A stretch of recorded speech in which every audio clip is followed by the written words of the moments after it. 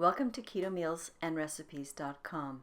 Today I'm demonstrating how to make a very tasty and satisfying protein-rich egg muffin that is part of a well-balanced keto breakfast. The macronutrient ratio for this ham and cheddar egg muffin is 1.7 to 1 with 2.2 grams of total carbs. The best way to make these egg muffins is to use a silicone muffin pan. To begin with, I use cheddar cheese in this version, which I cut into very small cubes. I weighed each batch of cheese cubes and placed exactly 10 grams or about 0.4 ounces into each cup.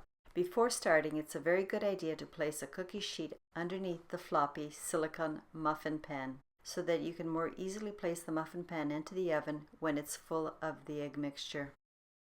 Although I chose to use old cheddar cheese in this version, you can use any hard cheese such as mozzarella, Monterey Jack, or whatever hard cheese you like best. I also bought two 4 centimeter or half-inch thick slices of cooked ham. I estimated how wide to cut the first strip of ham so that I could get as close to 30 grams as possible. I trimmed off my first strip to get to exactly 30 grams. I used this trimmed strip as a template to cut the rest of my ham wedges. I then cut along the length of the individual wedges of ham to make smaller sections, which I further cut into 4 parts. This is a very good method to make the right sized cubes, which will then distribute evenly throughout the egg muffin. I then placed 15 grams or about half an ounce into each cup. The reason I put the ingredients into individual cups is because I can have better control of the quantity of cheese, meat, and seasoning that goes into each muffin.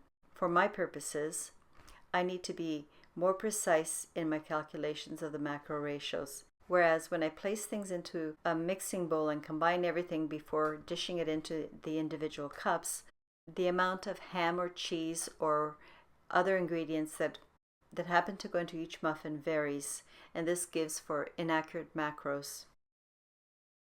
Next, you add 1/2 teaspoon of either dehydrated or freshly minced white onion into each cup.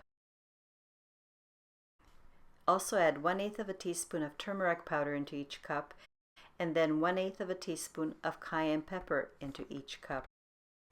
Into a large mixing bowl, crack 12 extra large eggs, or if you don't have extra large eggs, use 13 large eggs. This will give you about 1 extra large egg per muffin. Whisk lightly to just combine the ingredients. You don't want to add air to this mixture because you don't want the eggs to become fluffy. You want a nice dense muffin. Add a tablespoon of heavy cream, the salt, the pepper, and again whisk only to blend the ingredients.